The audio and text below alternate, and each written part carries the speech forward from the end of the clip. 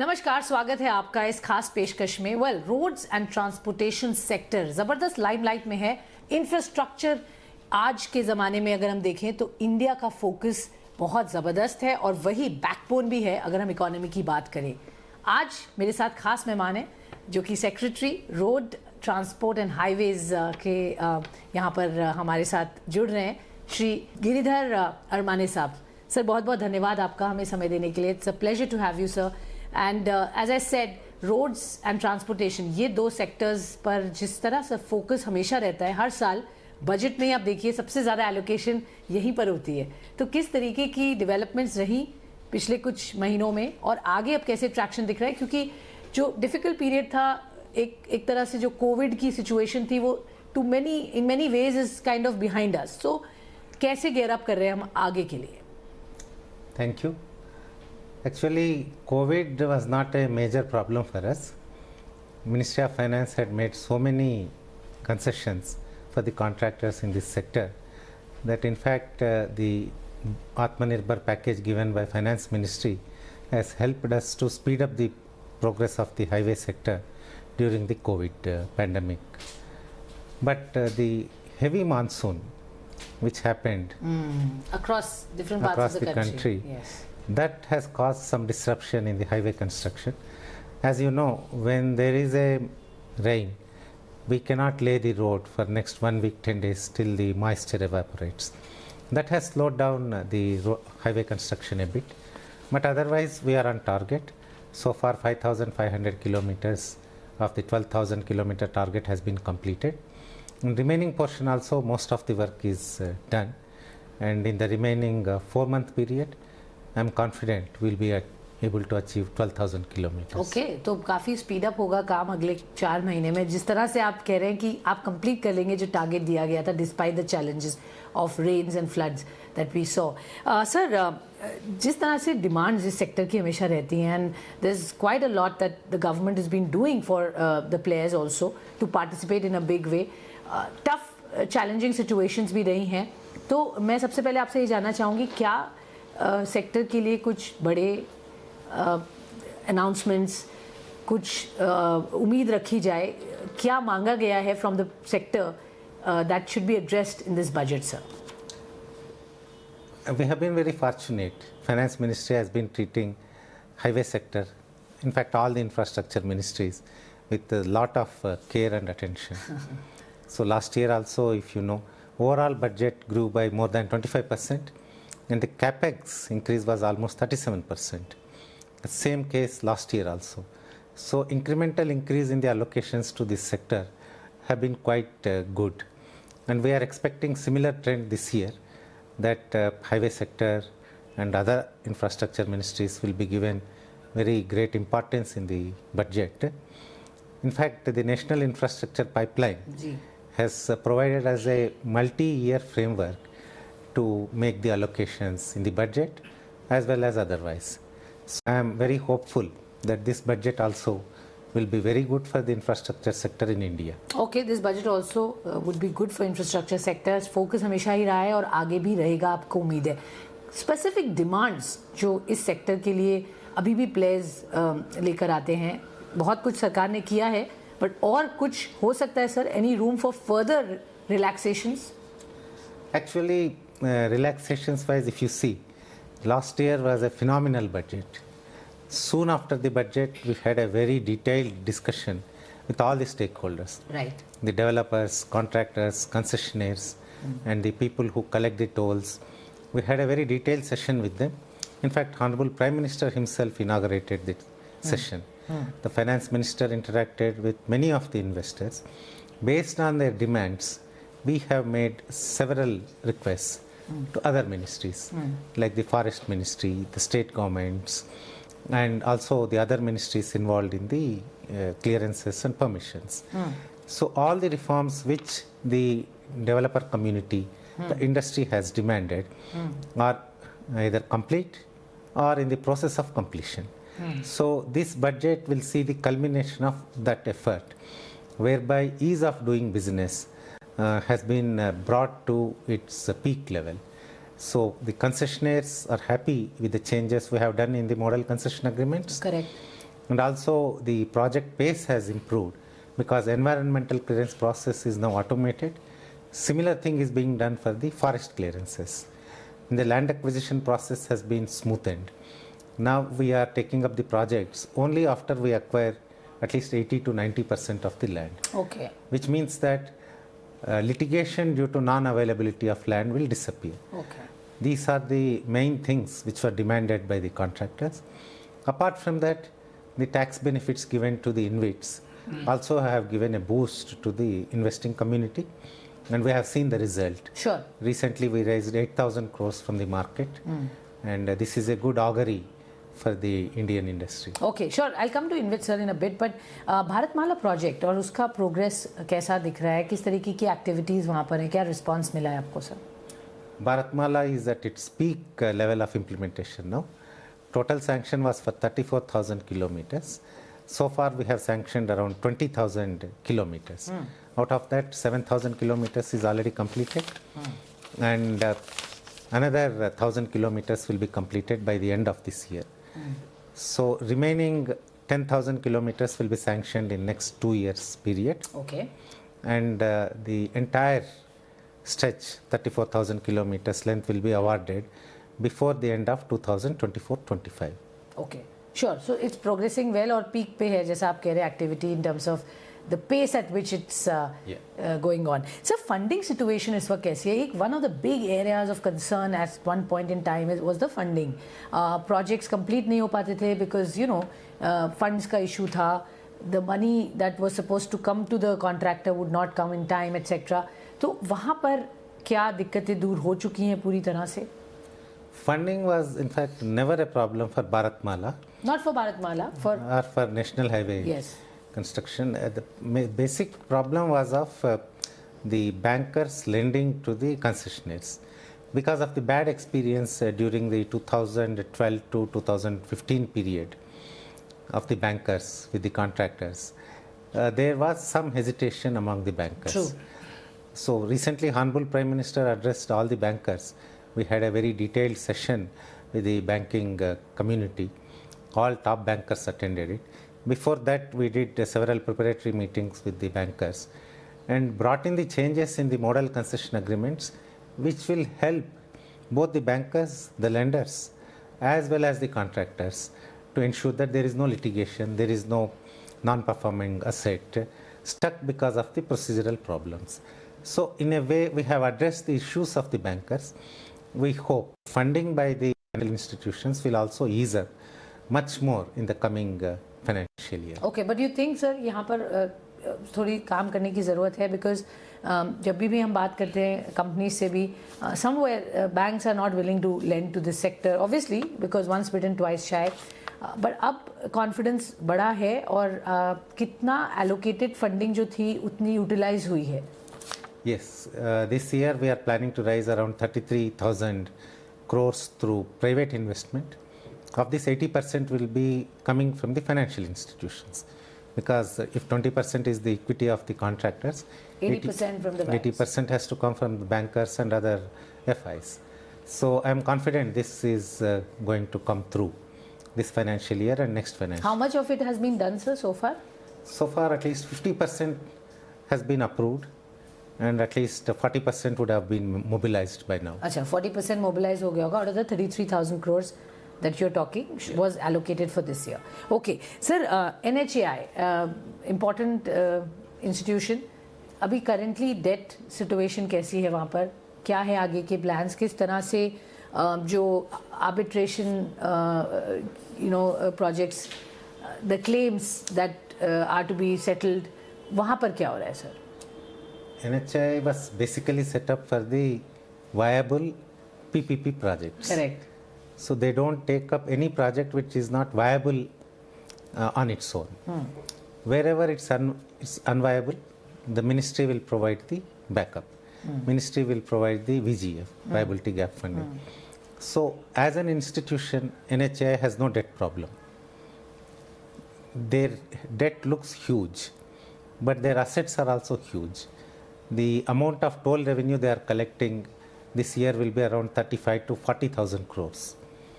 So that is more than twice the interest payments they have to make. So in terms of debt servicing, NHI is in a very comfortable position, and the asset liability matching has been done for next 10 years, and we have ensured that we do not borrow anything more than what we can service. So in a way, NHI is in a sound financial position, and it will remain so. Okay, so you think abhi concern nahi hai, finances are not a stretch? There is no concern of the NHI debt as such now. Yes, there is one small concern regarding the NHI's working is the litigation they are being dragged into by some unscrupulous contractors and developers. There was a small minority of contractors and concessionaires who excel in arbitration and litigation, where they make more money than actual construction. This particular problem NHI has set itself to solve. During last financial year, they have settled claims more than 20,000 crores, and they are in a good position to continue that this year also. I hope through conciliation process, all the troublesome litigation will be reduced. Okay, sure. Sir, national monetization pipeline, what's the update there, and किस तरीके की activity हम वहाँ पर देख रहे हैं? How much has been monetized in that so far, और क्या है target for the rest of the year? So far in this year, we have done around 10,000 crores, 8,000 through InvIT and another 2,000 through TOT, and we hope to do another 5,000 crores in the remaining period. This is by leasing out the assets we have created for long term. As you know, all the national highway assets we create are either given on short-term lease or long-term lease for toll collection. So in a way, NHI does not have any asset which is not already monetized. Got it. It's a question of long-term versus short-term. Second is we are mobilizing more money by securitizing our future toll revenues for important expressways and greenfield access control roads. Through that route, we plan to mobilize another 10,000 crores. Okay. Totally around 25,000 crores will come through monetization in different routes. Sir, एक concern जो इस वक्त सबको लग रही है, input cost pressures across industries है, यहाँ पर भी दिक्कतें हैं. देखिए आप, सीमेंट का प्राइस, स्टील का price, everything is touching the roof. At least थोड़ा सा करेक्शन अभी बोल सकते हैं, बट काफ़ी तेज़ और शार्प इंक्रीज आया है. इसका इम्पैक्ट ऑब्वियसली कंपनीज को पड़ा. आप as a ministry, how are you looking to address that? Any kind of relaxation you think should be given? Actually, our project cost is linked to the WPI index. So the increase in the cost of bitumen, steel and cement are factored into the payments we make to the contractors. So who are already in contract with us are in no way affected because of the increase in the input costs. Yes, we as government building this infrastructure, we have to spend more for construction of these roads. But the contracting community is protected, immunized from the effect of increase in the input costs. Okay, but no relief as such that you are planning for this sector. Anything that can be done from the ministry's point of view, sir? We already have given all the relief they require by linking the payment they will get to the prices of steel, cement and bitumen in the market. Quarterly revision will be done. Quarterly revision. So they are having the benefit. Okay. Scrappage policy again announced हुई, और उसके बाद से बहुत activity हमने सुना. Many companies have started to come together and set up some of these centers. Sir, क्या update है? कुछ नए centers और भी आएंगे आगे? क्या prospects दिख रहे हैं इसके? Already we have received 15 applications throughout the country. And day after tomorrow, we are going to sign 2 more MOUs, Tata and Cero. So there will be 17 total, and more states are showing interest. We are having state-wise investor conferences. Day after tomorrow, Minister is addressing the investors in Mumbai. In the January first week, we are having a conference in Bangalore. There we expect to sign a few more MOUs with the investors for starting the scrappage units. So the response is quite good. They have understood, the industry and the investors have understood the need for the scrappage facilities, and the viability of the project model we have built. Correct sir, PSU भी है इसमें, उस पर क्या आगे focus होगा, उनका role कितना बड़ा होगा? उनका ऑलरेडी एक टाई अप महिंद्रा के साथ है, but on a stand alone basis वहाँ पर कुछ अपॉर्चुनिटी उनके लिए बनते हुए दिखती है? MSTC is in a joint venture with Mahindra, that is Cero. They have done one already. They want to do second one in Maharashtra. We are welcoming everybody who wants to come. If MSTC wants to set up on their own also, they are welcome, or in JV. So we have no firm criteria that they must be PSU or not. So they are welcome. Okay. And आपने जिस तरह से कहा 18-19 almost 20 numbers तो already यही साल हम achieve कर लेंगे स्क्रैपेज सेंटर्स के, रफली ball park. Prospects in terms of the way this model will flow sir, visibility के पॉइंट ऑफ व्यू से अगले 3-4-5 साल में हम कैसे देखेंगे ये बिजनेस मॉडल बनते हुए? This also depends on the way we will implement the regulation. Yes. The fitness certification has to be automated. We must set up the automated fitness testing centers. Once that is done, the scrappage business will become very viable and profitable. I hope in next 5 years we will have 50 centers for scrappage and more than 450 automated fitness centers in the country. Oh lovely. So ये 5 साल का एक vision है सरकार का. Sir electric vehicle infrastructure पर भी बहुत ज़ोर शोर से काम हो रहा है, एटलीस्ट बात तो चल ही रही है, सरकार ने भी कुछ कदम उठाए हैं. आपकी मिनिस्ट्री का क्या रोल होगा यहाँ पर और कैसे देखते हैं पूरा इकोसिस्टम डेवलप होते हुए for electric vehicles? Electric vehicle regulation, we were one of the first ministries in the country to go ahead with the regulation. We have the standards, we have the regulation, and we are also facilitating the setting up of the charging stations. Heavy Industries Department is the nodal ministry for this. However, we are assisting them by ensuring that there are charging stations all along our national highways. The wayside amenities we are setting up, all of them are mandated to have a charging station to ensure that the electric vehicles on the national highways need not suffer because of lack of charging facility.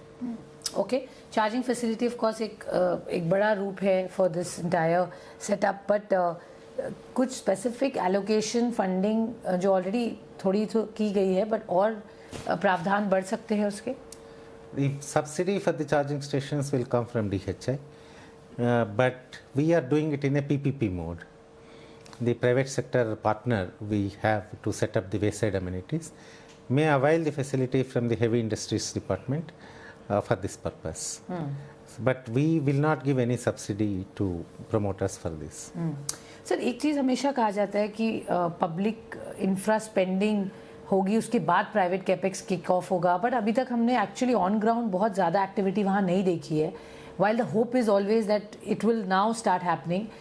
आप क्या कहना चाहेंगे when it comes to public infra spending? क्या सरकार ने उतना किया जो करना चाहिए था और अब प्राइवेट कैपेक्स को किक इन होना चाहिए? एंड अगर नहीं हो रहा है तो how you addressing that? What are your talks with the stakeholders here, companies or big corporates, to come and invest sir, in the infrastructure? I will answer to the extent of my sector. Ji sir. If you see last 3-4 years infrastructure spending by our ministry has been going up, and you see concomitant increase in the private sector interest also. So the number of the PPP projects, if you see last before year it was minimal. HAM or BOT was very small in number. This year it's almost 40 to 50% are the private sector, public sector partnership projects. That clearly indicates that whatever we are trying to do is being supplemented and complemented by the private sector. That effect you can also see in the GST increases month after month, and general growth in the GDP. Last quarter, if you see, there is a quick jump up. So all these are indicators of the booster effect public infrastructure spending has got on the private sector investment. Okay, sir आपने कहा शुरू में कि आप target achieve कर लेंगे, you are very bullish, अगले 4 महीने ज़बरदस्त एक्टिविटी पिकअप करेंगे, तो अगला टारगेट क्या रखेंगे सर इसके बाद अगले साल के लिए?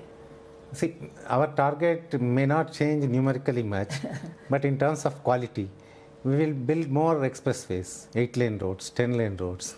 Earlier we were building only 4-lane roads. So that way, even if we build 1 kilometer more, it will be like 8 times. Correct, because you are widening the roads. Huge right. roads. बिल्कुल sir, rural infrastructure को connect करना urban के साथ, I think ये एक बड़ा काम है, और इंडिया की जो एक बहुत बड़ी ग्रोथ अपॉर्चुनिटी है वो है from the tier 2, tier 3, tier 4 cities, and again road connectivity is very very critical. उस पर जो काम सरकार कर रही है, उस पर कुछ अलग से सोच के very specific focus on that, sir क्या प्लान्स हैं? That's where Gati Shakti comes in. Correct, sir. The PM had this inkling that we are not really integrating our planning processes and execution processes to connect rural areas to the industrial areas and urban areas. To ensure that an integrated planning happens and rural areas get as good facilities as the urban areas and industrial areas, Gati Shakti will ensure that there is connectivity from the border area to the district headquarter, to the state headquarter, and to the national highway. So this is the primary purpose of bringing out Gati Shakti action plan. In this, we'll collaborate with the state governments, with other ministries, and ensure that our national highway will become an asset for the entire region, rural, urban, industry, non-industry. सबको ये benefit मिले. बिल्कुल. आखिरी सवाल sir, before I let you go, एक quickly जो एक concern है डेवलपर्स की, वो ये कि आर्बिट्रेशन क्लेम्स सेटल होने में बहुत देरी होती है. वहाँ पर सरकार किस तरीके के एंडेवर कर रही है कि वो क्विकली सेटल हो और companies get back their dues that they need, और funding as we have discussed is very critical in this space. तो क्या सरकार इसको एक फोकस एरिया बनाकर जल्दी expedite करेगी ये process? Yeah, that is one of our concerns, as I told you. We are not allowing the litigation to grow. We are requesting the contractors to come for conciliation, and wherever they are coming forward one step, we are going to them 2 steps ahead and ensuring that we reconcile with them and pay what is due, and in fact pay along with the interest and close the case. So अभी कितना total sum that is under litigation? Last year we settled around 63 cases. This year we targeted another 60 cases. If we do these 60 cases, we will be clear in terms of the cases which can be settled, where the contractors are coming forward for the conciliation. Okay. The remaining cases have to be decided in the courts because they are at advanced stage of hearing in the High Court or Supreme Court. So my target is to complete all conciliation and arbitration cases within the time frame of 1 year, 1 financial year. Wonderful. तो 60 cases हैं जो settle हो जाएंगे या हो रहे हैं sir? Process में है, शायद साल के अंत तक हो जाएंगे. And that will be big number, sir. And you are marching ahead pretty strongly. तो इसमें बहुत सारे players infrastructure के they are all part of it, I'm assuming, sir. Yes, all the developers, concessionaires, whoever is coming forward. इसका quantum कितना होगा roughly? Last year we settled around 20,000 crores worth of claims. This year it will be around 16 to 17,000 crores worth. Of 60 odd cases. Yes. All right. बहुत बहुत शुक्रिया sir हमारे साथ जुड़ने के लिए, हमें बताने के लिए एक डिटेल में किस तरीके की सेक्टर में गतिविधियां हैं और क्या हो रहा है आगे, और क्या एक्सपेक्टेशन रखें इस सेक्टर से. बहुत धन्यवाद आपका. Thank you. Thank you.